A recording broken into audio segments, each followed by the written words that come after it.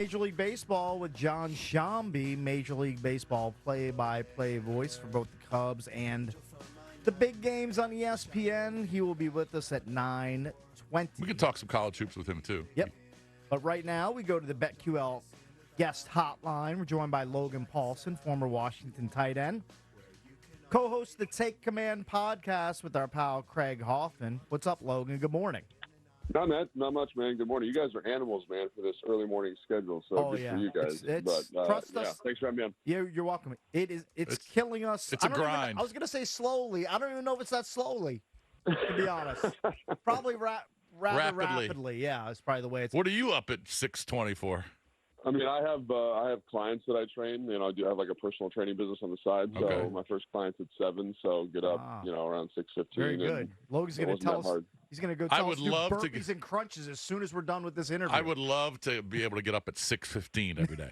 It's Yeah, right. Sleep in a little bit for you exactly. guys. Yeah. So, Logan, let's get into the pro days for both Drake Maye and Jayden Daniels. And before we drill down on those guys specifically, how big of a piece of the puzzle do you think pro day is for Adam Peters and his staff when they're flying into Baton Rouge to see Daniels? And then the next day, they're in Chapel Hill to see Drake Maye throw. How big is that? When you throw in their college tape, the combine, the personal interviews, how big is the pro day for these guys?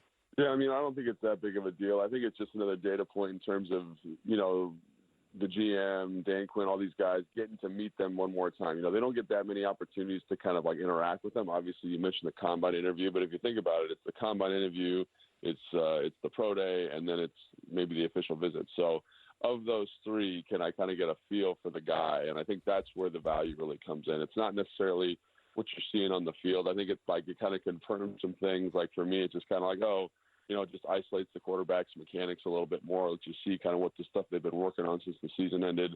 But, it's the films probably, for me, probably like 80%, the combines, 10%, and then this would kind of fill out the rest. And obviously I don't have access to the interview stuff, which I think is maybe the most important part of that process. But, for me and the way I evaluate, that's kind of how I look at it. But, yeah, I think it's more of just another data point to kind of, hey, let's go out to dinner tonight. Let's see how you are with the hostess. Let's see how you are around your teammates.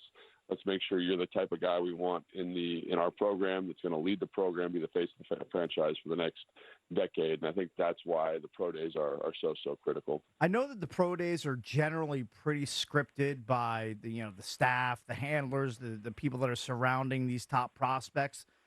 But if Adam Peters goes to one of these pro days, and I'm not picking out anybody specific, and say he doesn't see something that he wants to see, can he go up to Jayden or Drake Maye or whoever's running the pro day and say, I want to see, can we see X, Y, and Z? Because we haven't seen that yet.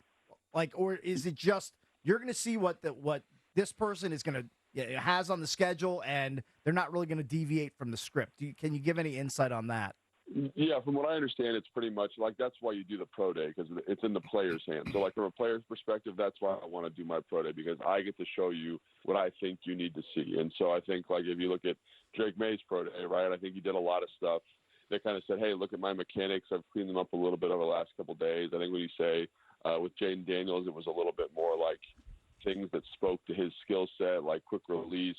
The deep balls, obviously, I think he missed 2 of them, but I think overall, pretty solid day. And then Caleb Williams, I thought was interesting because it's just like, hey, man, this is what I do. I can play in structure. I have good footwork. So I have good fundamentals. So it was really like any question that could have come up in the process that, is this guy ready to be an NFL starting quarterback?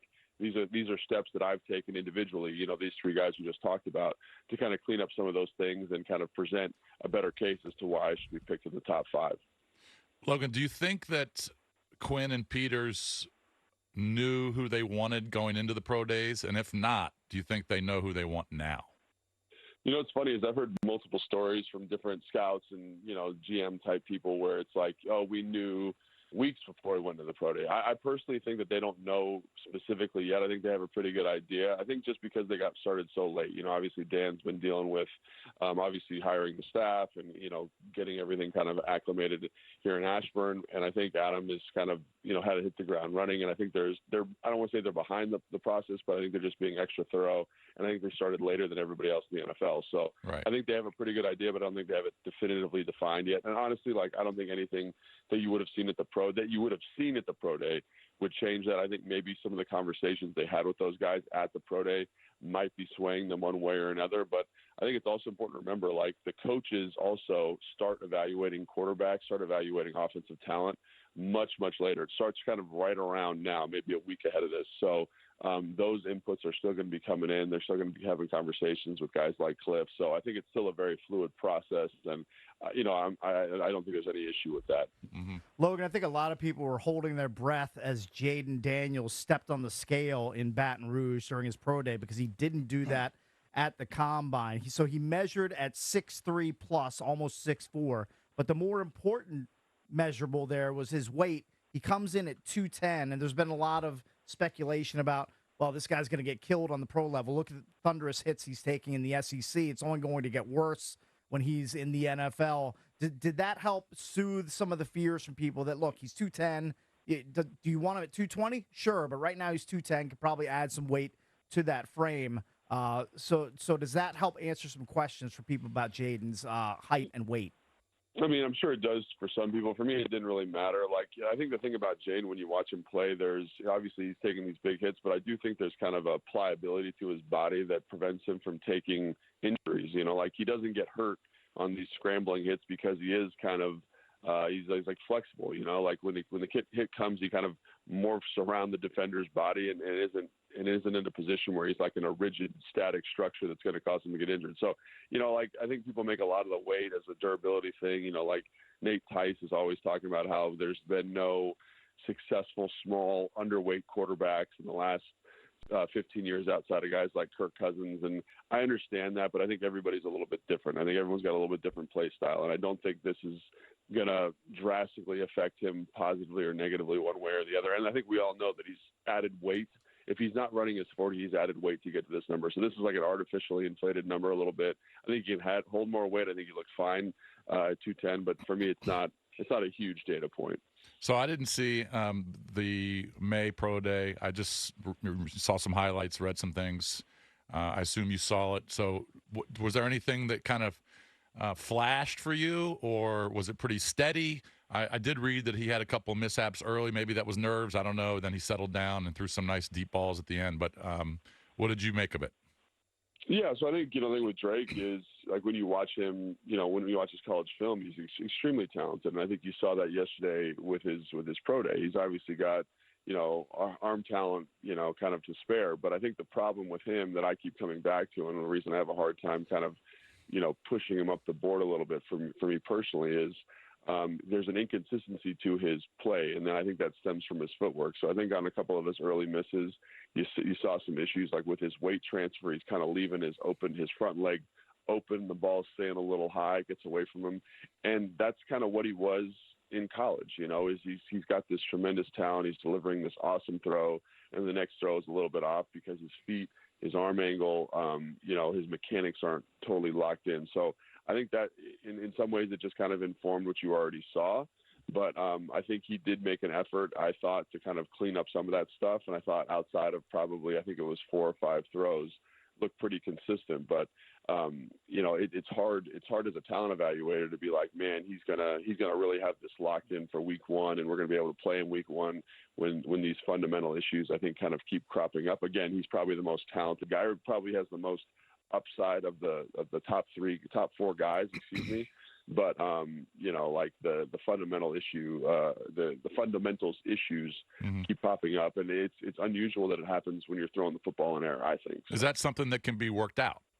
I think 100%. Yeah. I mean, I think you saw an improvement from the season. I think that's why some Dan Orlovsky is really high on him all of a sudden, is because, he's worked on his fundamentals. But I think you see that every single year. You see guys for their pro day look a little bit cleaner than they did in season. And then when they get to training camp, they've kind of reverted back to some of the old fundamentals. And I think what it does show you as a talent evaluator is that you can get some of that stuff corrected. And if you can get some of that stuff corrected, I think you get really excited about where his ceiling is, because like when you watch his big time throws, when you watch his ability to kind of make plays from the pocket and extend plays, and it's high level stuff. He probably has the highest kind of, I would say, grade in that area of any of those top 4 guys in the class. So he's an exciting prospect for sure, but there is a lot of uncertainty about him. And again, because of the inconsistent mechanics, it's like he has a really high ceiling, also pretty low floor, and it really depends on the environment that he's going to. You know, do the Commanders have the ecosystem around him from a quarterback mentoring standpoint, from a receiver talent standpoint, from an offensive line standpoint, from a defensive standpoint, to allow him to be the best version of himself over the next 5 years, over the length of that rookie deal? And I think that's the big question that, you know, and that's why Adam Peters makes a ton of money, is for questions like that. So. Joined by Logan Paulsen, former Washington tight end, co-host the Take Command podcast with Craig Hoffman. Let's switch over to Daniels for just a second. What do you make of people who ding him because he's surrounded by crazy talent at LSU? He's throwing to 2 first-round wideouts that'll be in this upcoming draft as well, along with him. You shouldn't, in my opinion, you shouldn't fault the guy because he's got good guys to throw to, but some of these guys are getting wide open down the field. Those windows are going to shrink in the NFL. Is that something that Adam Peters and company are thinking about, or does that concern them? I mean, they can only speak to what they're concerned about and what they're thinking about. But for me, I think the thing that sticks out is just, they're talented guys. Joe Burrow was also throwing to talented guys. Like, you just have to look at the types of throws he's making, his process in the pocket, his process at the line of scrimmage, and say, what is transferable?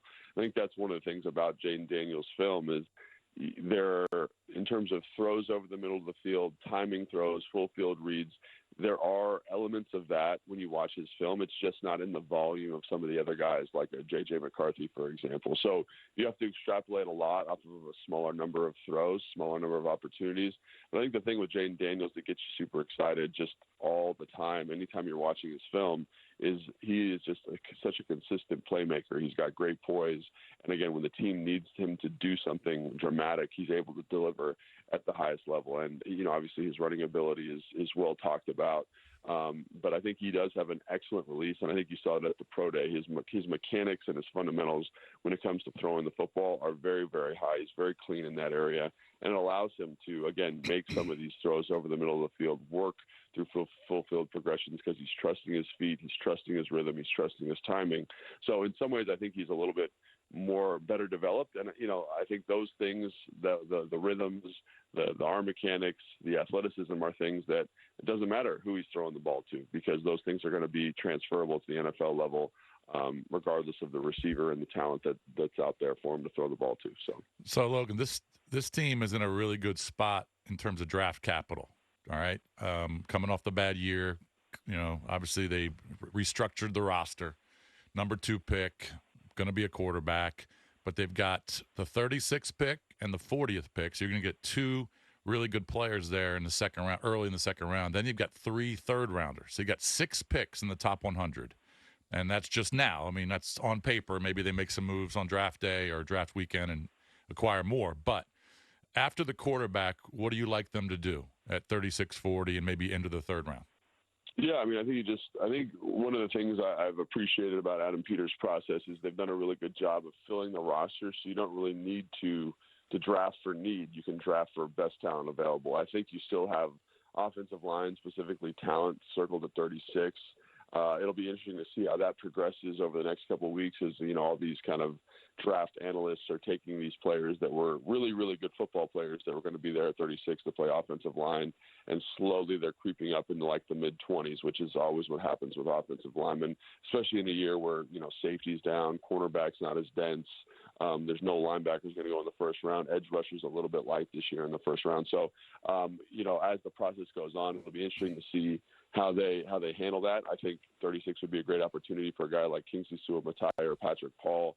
guys that are very, very athletically gifted, but there's a little bit of a developmental process to their game. And I think at 40, 36 or 40, if there's a talented edge rusher there, like Demarius Robinson from Missouri, I think he fits Dan's vision of having physical, talented, tough players. And I think he kind of fits that mold. But there's also guys like Noah Ellis from Utah, who has tremendous pass rush upside. So there are guys there. It's just about kind of what's your flavor and how the board falls to you, honestly. And again, I think Adam's done a great job of saying, we've filled needs, and so we don't have to reach or don't have to force anything here. We can get the best person, best talent available.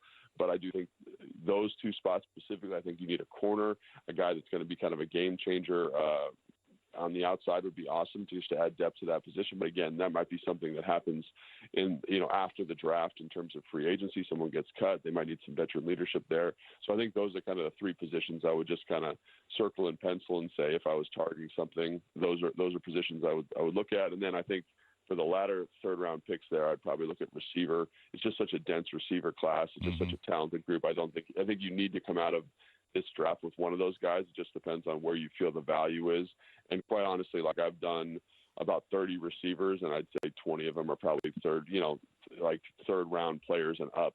Yeah. So I think there's a tremendously talented group there. So I think you can kind of make that pick wherever you need to make it. But those are the four positions I'd kind of say keep an eye on in the draft, specifically in those top 100 picks.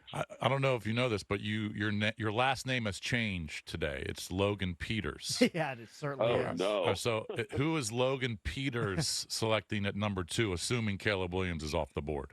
Yeah, I mean, this is the $1 million question, honestly, and that's something everyone asks me all the time. And if you had an hour, I could probably give you a detailed answer. But what I would say is that if I had to start someone, today, tomorrow, of the three guys in the top, I would probably lean towards Jayden Daniels. I think he just has a consistency to his game. He has a playmaking upside that I get really excited about. Is he a perfect prospect? Absolutely not. So, do you still need to insulate him? Do you still need to make sure that you're kind of speaking to what he does well? 100%. And then I think, honestly, again, if I had to start someone today, it's probably J.J. McCarthy would be next. I know a lot of people get a little bit spooked by that, but when you watch his film, man, he's got a ton of NFL throws, tight windows, a deep understanding of progression and timing and rhythm. He has a live arm. I think one of the reasons people come out of his pro day so excited about what he can do is it's the first time they've seen him throw in the media, on the media side of it, and they realize, man, he is a talented son of a gun. He can run the football, throw the football at a high level. And I think if you're aiming for upside, I think you're looking at Drake Maye.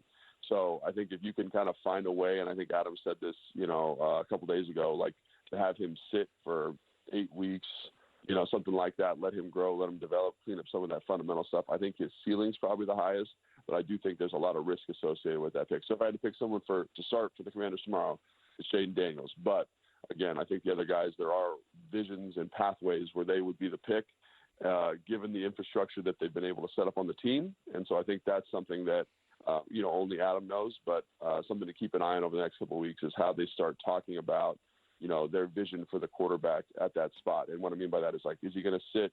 Is he going to have to play a lot? Are we going to run the football? Those types of comments, I think, will better inform kind of the direction that the team is thinking with regards to that position.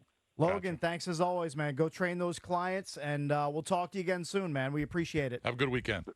Thanks for having me on, guys. Yeah, Yep. have a good weekend. That's Logan Paulsen, former Washington tight end. He co-hosts the Take Command podcast with Craig Hoffman from the team 980. We always appreciate his insight into draft prospects and film. He's very good at breaking it down. All right, coming up next, we will get into Nationals opening day and Orioles opening day. They were radically different. We'll get into them next here on The Fan.